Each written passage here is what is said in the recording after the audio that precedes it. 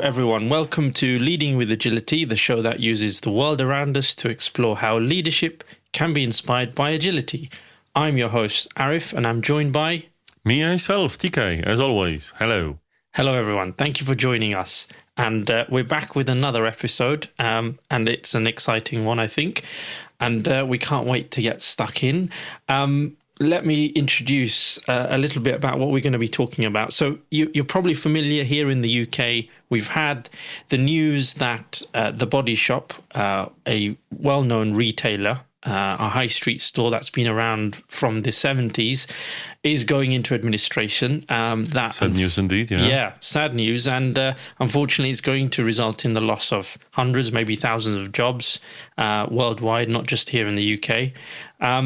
And it inspired me, I think, to think about the shop, not only the shop, and how it started, but the original founder, Anita Roddick. Anita Roddick, indeed. Yes, and I wanted to spend today's episode talking about her leadership style, what inspired her, some lessons we can learn, and what that all means for what we talk about in terms of agile leadership, TK.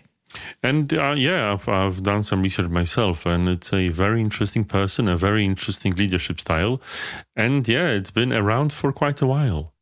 The store has, yes, and it's obviously sad. And if by any chance you're an employee there listening in, who knows? My condolences on the news of the store going into administration. It's not nice to see people lose their jobs, of course. Never is. But so let's just start with a little bit of information for those listeners who maybe don't have any idea. So Anita opened her first store in Brighton in 1976. And at that time, she was probably seen to be quite a renegade, a rebel, and she describes herself in that way, actually, herself. These were the times, as they say. These were the times in the 70s, yeah, a time that many of you, maybe listeners, weren't alive. I wasn't alive. I don't know, TK, I'm showing my age here, but... Yes, let's just say that my corporeal form was not yet there. Yes, exactly.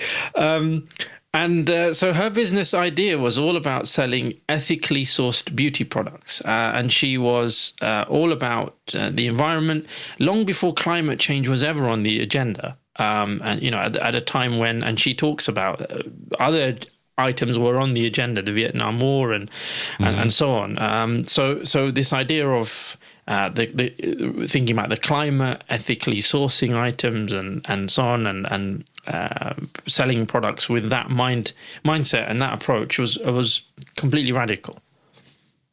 I'm not surprised, and it's quite interesting when you look at the world in the 70s and the roaring 80s, how people were, you know, really focusing on, let's just say, growth, and really shaping up to get as much they could from life, not necessarily thinking of what the future might bring. And here is she with her agenda, which was quite different. Although one would say also, when you've mentioned the Vietnam War, of course, I would assume some of what she's talking about comes from the point of view of the counterculture of that age. Quite possibly. There's probably elements of that. Just a quote as how, which I think worth sharing, of how she describes herself. She says, "I was an activist, a renegade. I was on the streets protesting. I wanted, and this was her vision, I wanted a moral network of thousands of shops around the world, all fighting for human rights, bringing issues into the shops, not just selling shampoos and lotions." I mean, that's quite a vision, isn't it? It is, and she kept it for quite a while, until unfortunately she, sold the brand to private equity. But we'll get there, I guess. We'll get there. It was L'Oreal she sold it to, but yes, you're right, and we'll definitely talk about that. But that's quite a bold, inspiring vision for a leader to have, a founder to have, as to why they've decided to start a business. She obviously passed away sadly in 2007. She's no longer with us. But yeah, let's just go into what I think inspired her as a leader, in terms of how she ran her business, how she saw herself, and where she got her ideas from. I think there's a lot we can learn, and we'll go through all of that, I hope, in today's episode.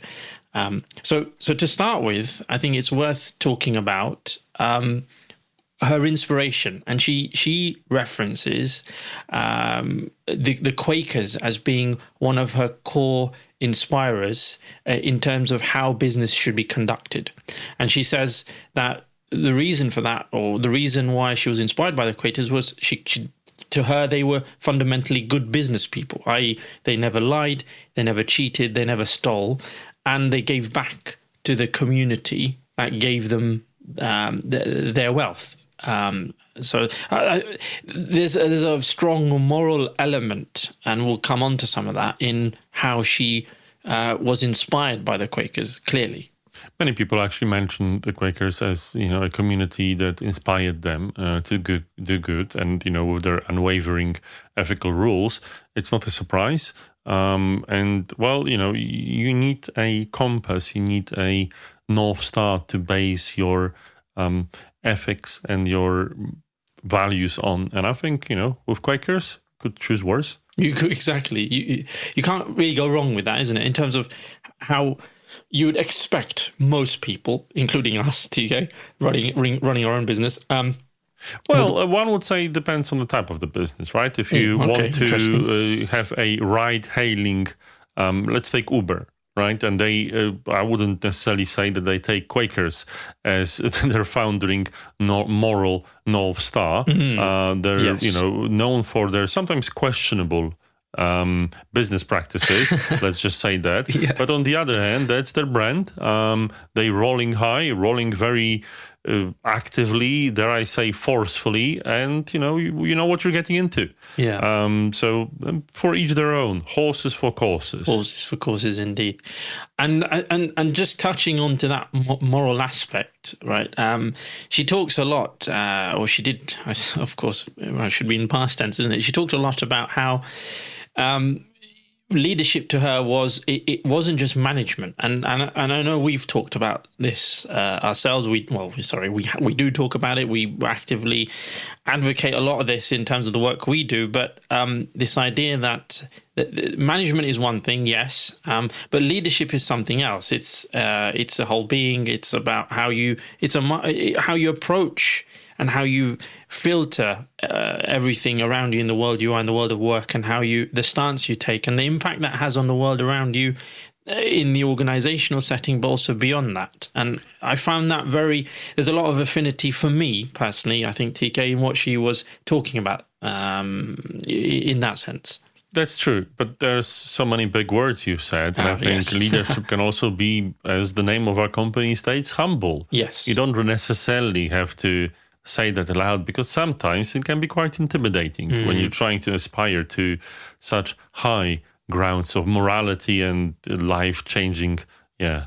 It's funny, and you say that, but for her it was very easy. It was very natural. And she said, and morality to her was, and she described it as, it was simply a case of protecting people's lives, their families, the best way you can. And so if you're leading a business and being in a position of leadership like she was, taking that perspective into her day-to-day role, running the body shop, it may have been quite a burden for her to carry. I don't know. We can't ask her, but it does make you wonder, how she viewed all parts of her business from that perspective of, are the decisions I'm making going to fundamentally, affect people's lives, whether it's my employees, whether it's, people in the world out there.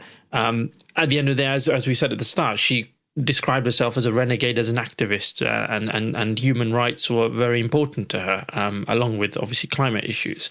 So I suppose if you've come from that founding, she talked about, for example, traveling the world, and that was her education, and going to and spending time with pre-industrial communities and learning how they live their lives and being inspired by that. So I suppose if you're someone who's taken the time and the effort and the energy to have that kind of founding and then take that into how you run a business, that's probably quite a profound starting point. It is. And what I usually say when people ask me about what is the primary quality of an agile leader, what's the one thing that I'm looking for? It's usually the quality of care for someone to exhibit that, to actually have a chance of becoming a high-performant, great agile leader. But on the other hand, it's interesting, Gary, that when you describe her, it sounds very, dare I say, hippie.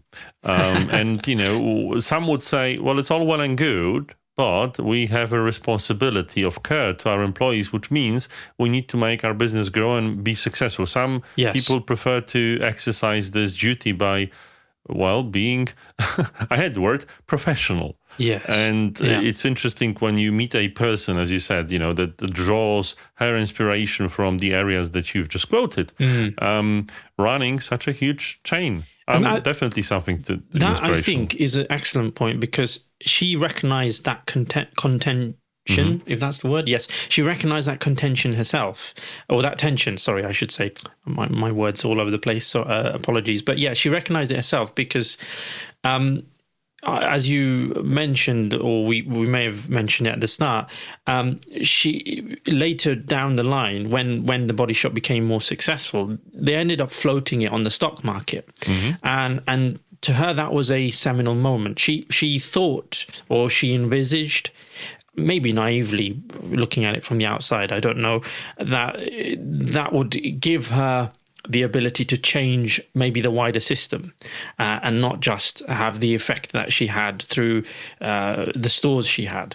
But she described it as the worst decision that they actually made, because for her, the kind of drive from the city and from the stock exchange, obviously, and from shareholders, is all about the bottom line, profit, and the monetary kind of, or the economic value of a company.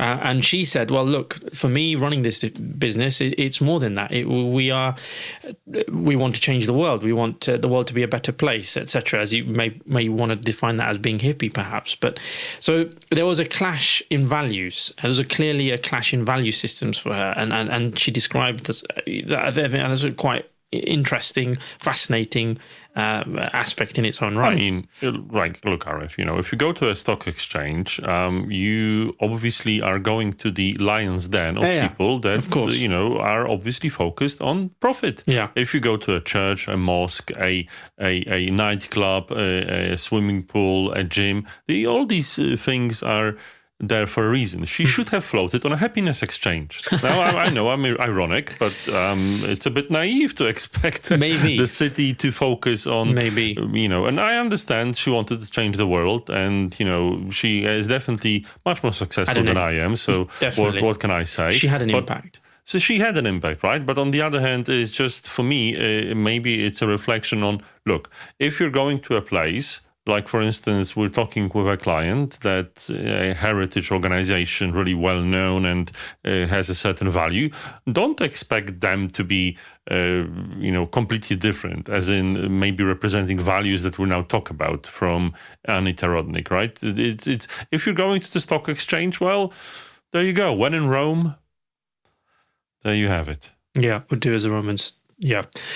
Anyway, so let's move the conversation on, and there are other aspects to how she viewed the workplace, which I thought was quite interesting as well. So she talked a lot about the human spirit, or the development of the human spirit, and for her, that's what a workplace signified. It wasn't just about work, but a creative outlet for people to express themselves, to express their ideas, to learn, to develop, to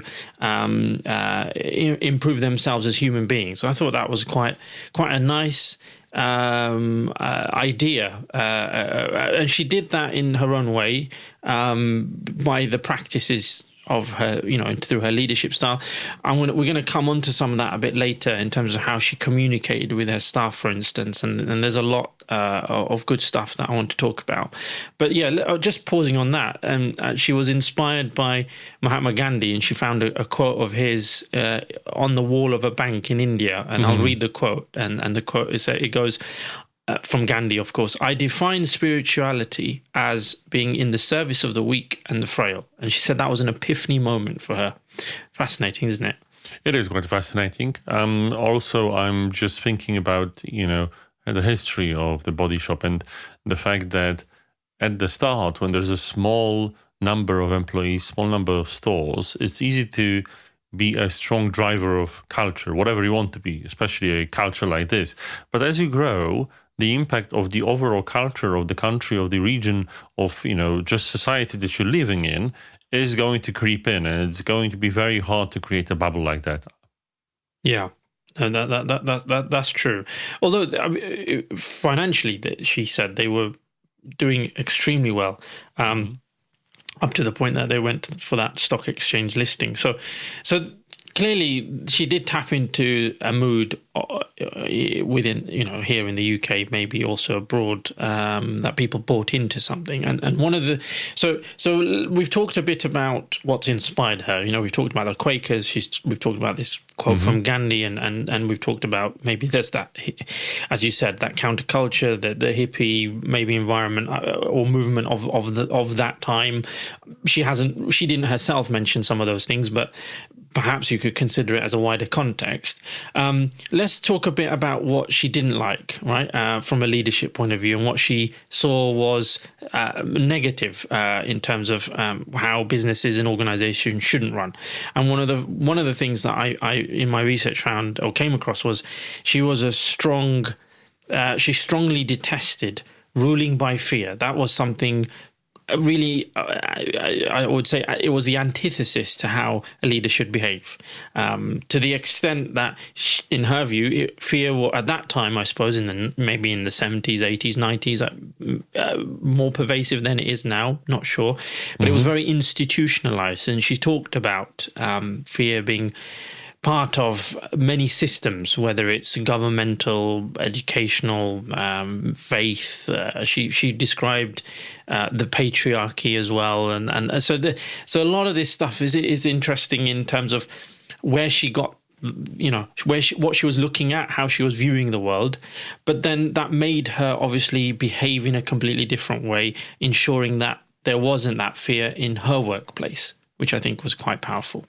That's a long conversation about, the role of fear in leadership and how I'm personally quite against, obviously, using it. But it's just, maybe going back to one of our previous episodes, how people believe that it's the only reasonably successful way of leading. And, if you don't know anything else, what else are you going to reach for, exactly. right? Not many people educate themselves and develop in terms of leadership. That's a huge problem, something that is our mission in the world to fix. And one idea, which I thought was brilliant, for her, we'll come to the idea a bit, but the from an ideological point of view, for her, it was really important to humanize the workplace. I thought that was a really nice way of looking at things. And an idea of to do that was to bring children into the workplace. She built what she called was a child development center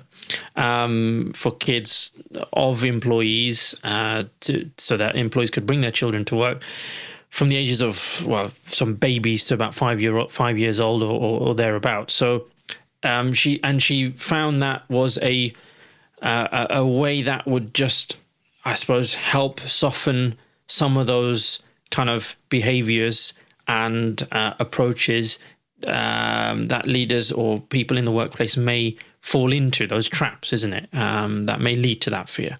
Well, I think that, absolutely. But also I think that is beneficial on so many levels. I remember when, I was working in a different setting and we started a new office in South Africa. And we did have a children's corner there, a wonderful thing. And it solves many, many aspects. First of all, gender imbalance, gender pay gap. Yes. All these things, I think naturally what we have is the role, especially of maternity, has been, somewhat relegated. And, if you want to have active women in the workforce, we need to make provisions. Yeah, absolutely. And, it's not only helpful in this regard of the things I just spoke about, but also has other positive aspects. So, oh my God, we should do it more. Definitely. Couldn't agree with you more there, TK. And then another thing that inspired her was, sorry, not so inspired her. Well, what was important to her, I should say, was this idea of continuous learning. Surprise, surprise, something we talk about a lot, again, TK, in terms of our perspective on agile leadership. And the way she defined that to her was that the best way a leader can learn was through experience. That means that actually physically experiencing something different outside of what they think they know or what they assume to be true. And a slight deviation on this is that in some agile practices that exist out there, there is this, or actually not even agile practices, I should rephrase that. If we take the example of Toyota and the famous management practices that they popularized in their manufacturing, one of the concepts they had was this idea of doing the Gemba, right? Which is you go and see where the work is happening, and that is links to this humanizing point. It links to this empathy point, and it links to this point about learning, because it's an opportunity for the leader to learn hands-on and see how the work is taking place. And she didn't use this in language at all, but it connected beautifully for me, because she describes this example of she would get up early in the morning, 5 a.m., sit with her delivery drivers as they made their rounds, going shop to shop, delivering products, putting it on the shelf.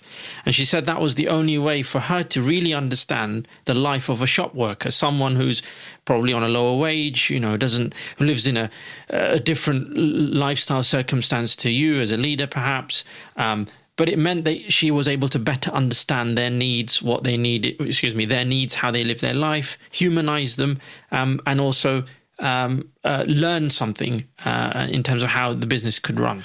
Well, I think it's a great thing to do, just because what you have there is the ability to, like, continuously, Gemba is a great thing, but also, again, humanizing the business, being able to understand every role and every person in your organization, not necessarily being, completely locked in within the echo chamber of the board, which is difficult for senior leaders, isn't it? Definitely.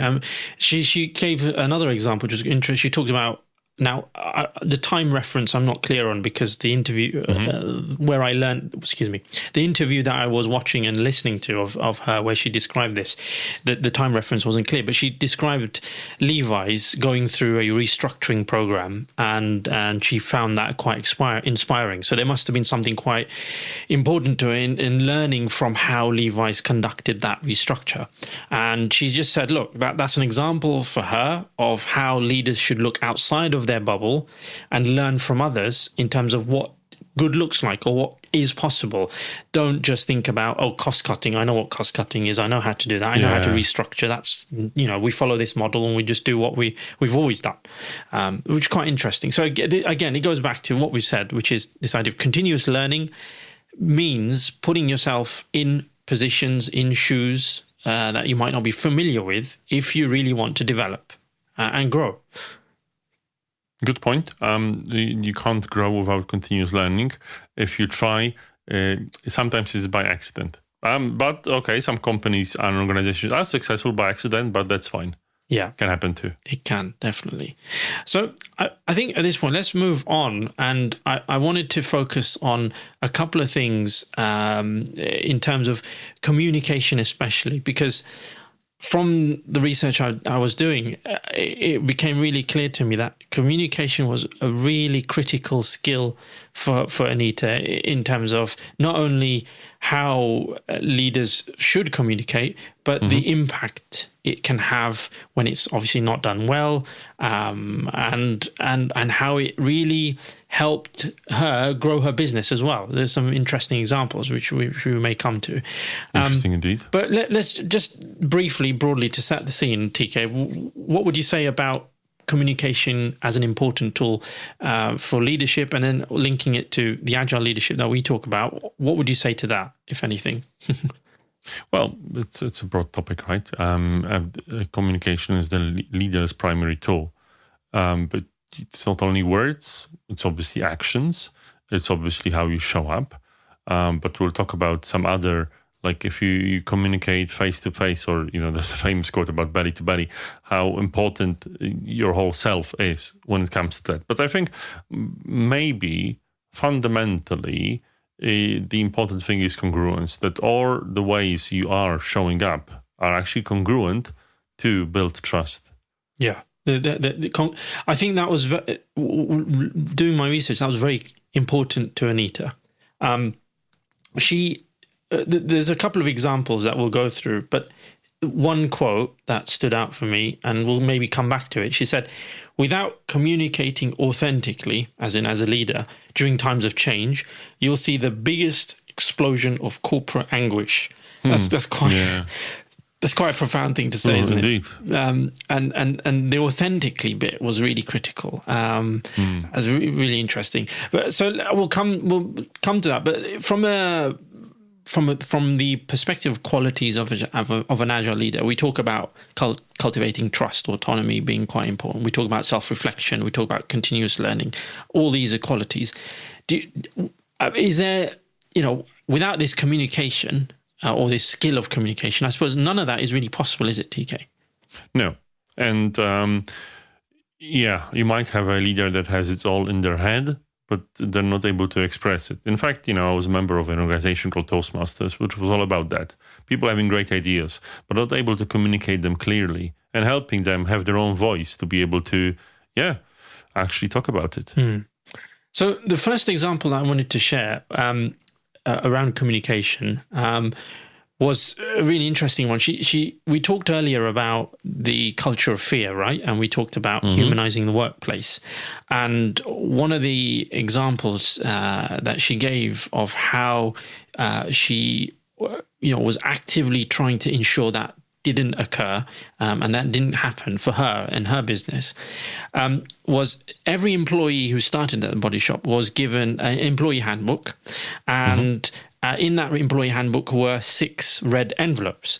And she said that the idea was that if any employee was angry about anything, or they observed any kind of behavior or practice that frustrated them, whether it was bullying or anything of that nature, right? Or someone controlling someone, or any kind of toxic behavior like that, they could obviously take one of those envelopes, put a note in there, and write their complaint or their frustration.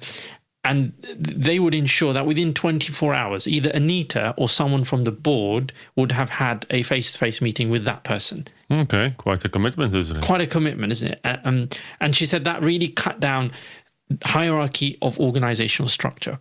How many times do we talk about that as being, okay, maybe on one hand it can be something that's inevitable, but it has its drawbacks as well. So, let's reflect on that. I mean, that's quite a commitment. It's quite a fascinating idea or approach, I should say, not an idea. It was something she did. It's a fascinating approach to reducing that fear, but also communication as a tool. It's a fascinating approach. And yet, as always, maybe being a bit contrary here, last time we talked about burnout.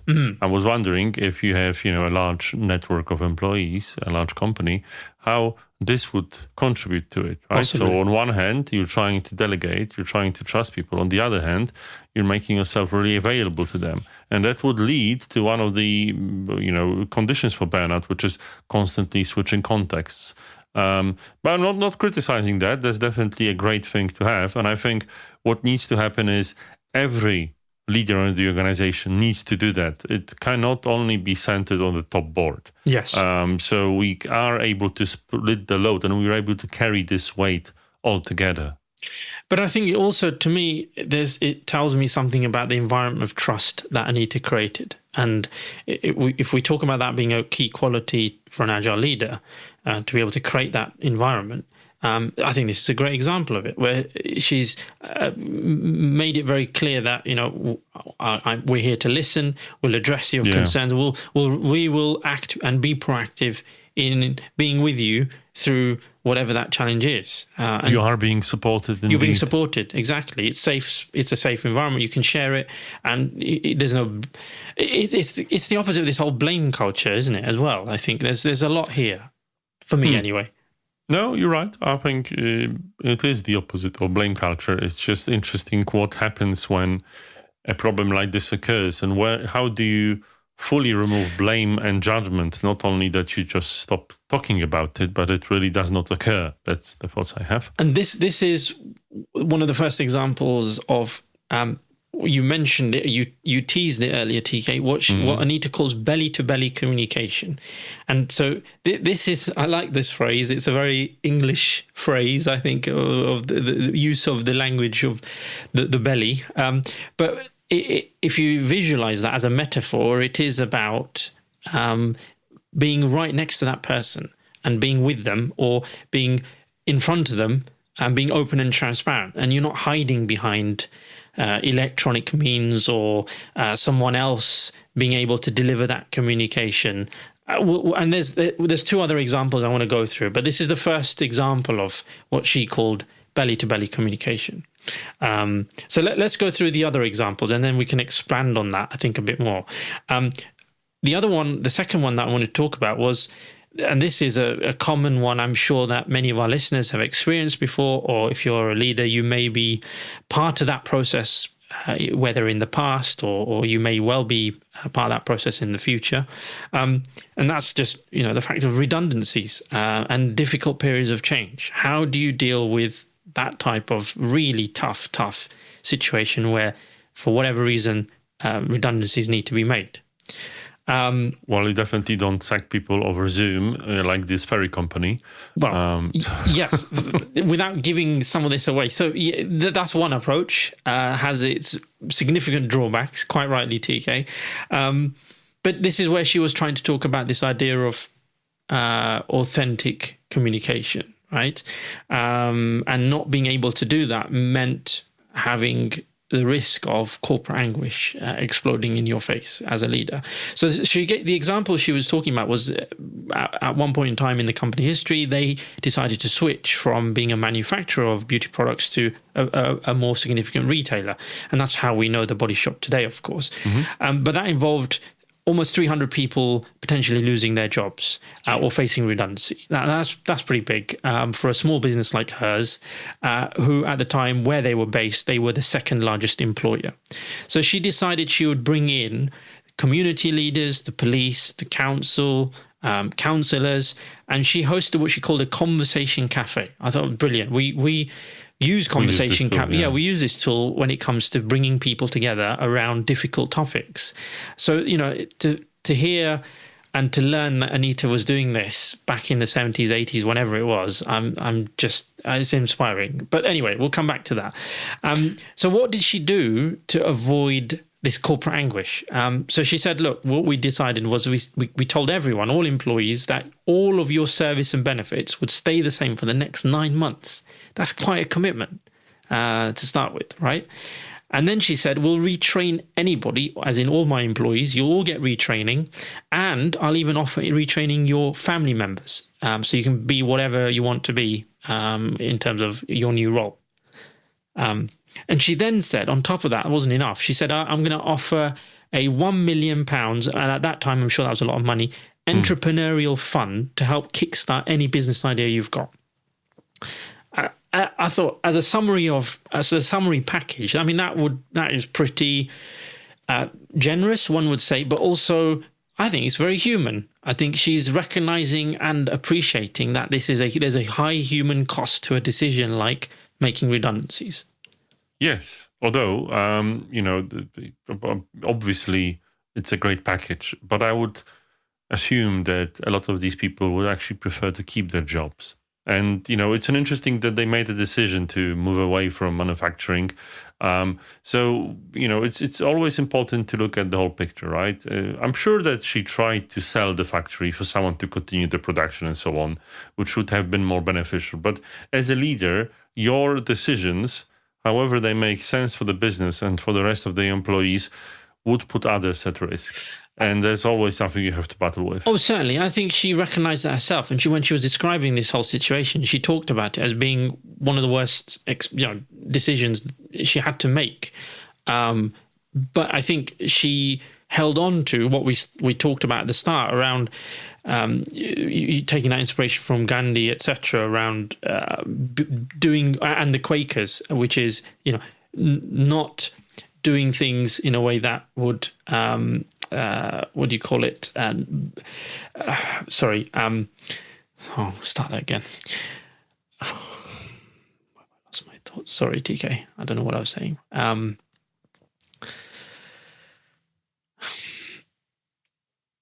Yeah. What was I saying? I completely lost it. TK, sorry. Can you help me what I said? Put a marker in. I'll edit you. Take your time, although we only have like 12 minutes. I know, but I just don't know what my train of thought was. That's what I'm trying to say. I was saying something. For flip's sake, Harif, come on. Yeah. So, yeah, as I think what Anita was trying to do there was to avoid a situation where, her workers and her employees weren't looked after, because looking after people was very important to her. And we talked about that Gandhi quote earlier on, and we talked about the Quakers and how they gave back to their community, and she wanted to role model that type of behavior. So I can appreciate that it was difficult, and she recognized it herself. But the important thing, going back to the communication thing, was, and this idea of belly to belly communication, she said, her and her colleagues ensured that they spoke to, actually, sorry, it wasn't her colleagues, it was her and her husband, because they were both the co-founders. They spoke to every member of staff that was being made redundant, and she wanted to be there every day during the process. She didn't want this to be a process of, I'm going to leave it to a phone call or an email or something inhuman like that. I thought that was quite powerful. It's quite powerful and impactful, although it's interesting that we've talked about the difficult decisions she had to make, right? The stock exchange IPO, the change in the profile, which resulted in the closure of the factory, and what I'm getting is it's much harder to have this kind of a business when you're growing and when it gets larger. And it's by no means a cop-out to say that large businesses can never operate this way. It's just more demanding of the leaders. And I think this is why we're promoting agile leadership as the way to cope with that. Definitely. Really important stuff. And the final thing that I learned from, listening to her and reading up about her leadership style when it comes to communication was how to deal with bad news. And she talked a lot about being open and transparent. That was a really important thing for her. Not hiding behind bad news, and definitely not outsourcing it, as she described. She said, nowadays we have this habit, we have PR companies who we outsource bad news to. Leaders, in her view, should be servant leaders, which meant that they should be there in the face of the problem, the challenge, the bad news, helping solve those problems with the employees and not leaving it to line managers to kind of filter it down. I thought that was it sounds, we should be doing that. It sounds very obvious, but we still don't see enough of that, do we, TK? No, we don't. Because it's difficult, and not many leaders are able to perform on such level. Plus, we value growth, we value being huge, and we value having work-life balance. And we talked about burnout, right? How do you cope with it all? With the size, the responsibility, the everlasting pace of the current environment.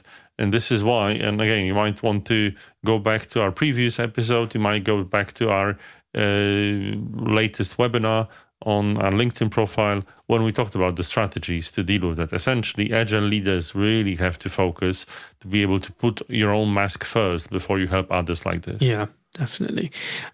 And she said leaders should also be part of the plan for change and not just be bystanders. I thought that's another one we don't see enough of.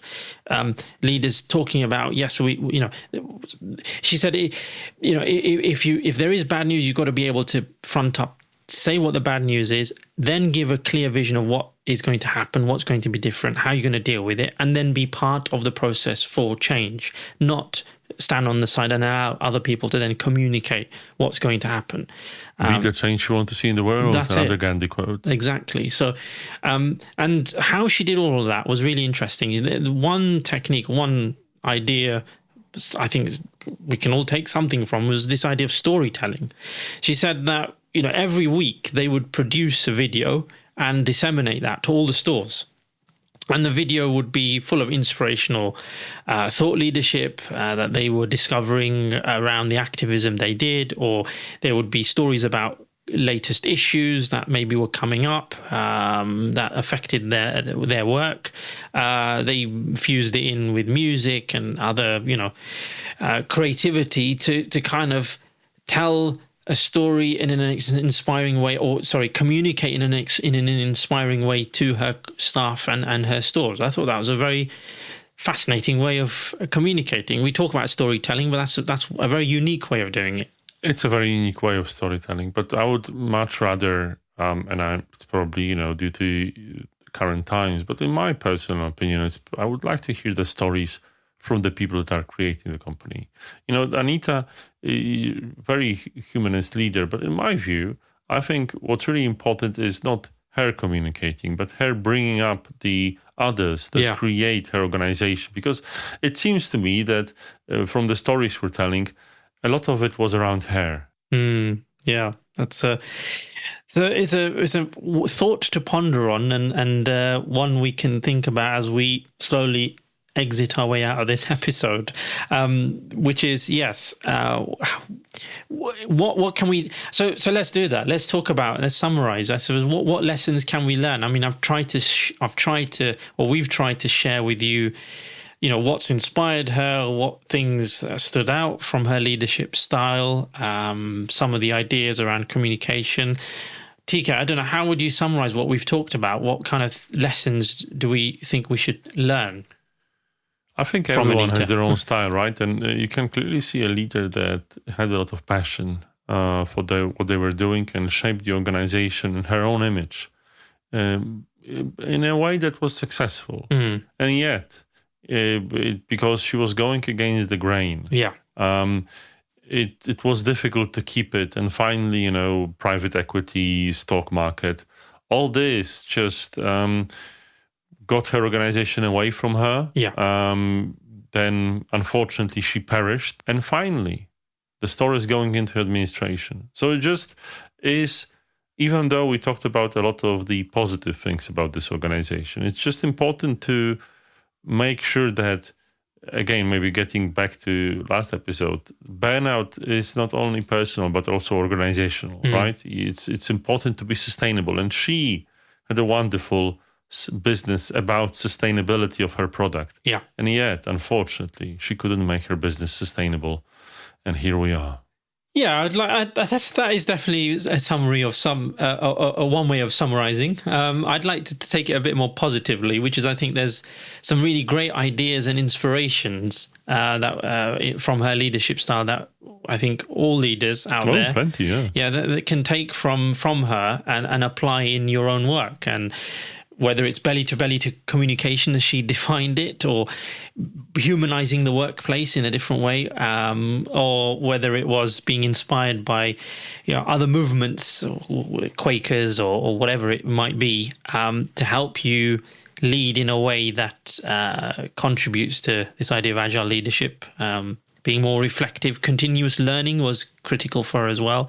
So there's lots. I think there's lots of good stuff that we can be inspired from. And when you think about it, this has been going on for a while. If you look at when she started her business, what shaped her, it's not something that happened in 2020s. No, definitely not. That's definitely not. Well, I hope you all enjoyed listening to our episode today. It was a fascinating journey, I think, going through her leadership life. That's all we've got time for. So thank you for listening. We hope you enjoyed it. And as always, please subscribe if you haven't already, and do pass on the podcast to a friend. Pass it on. Bye-bye. Thank you. Bye-bye, everyone.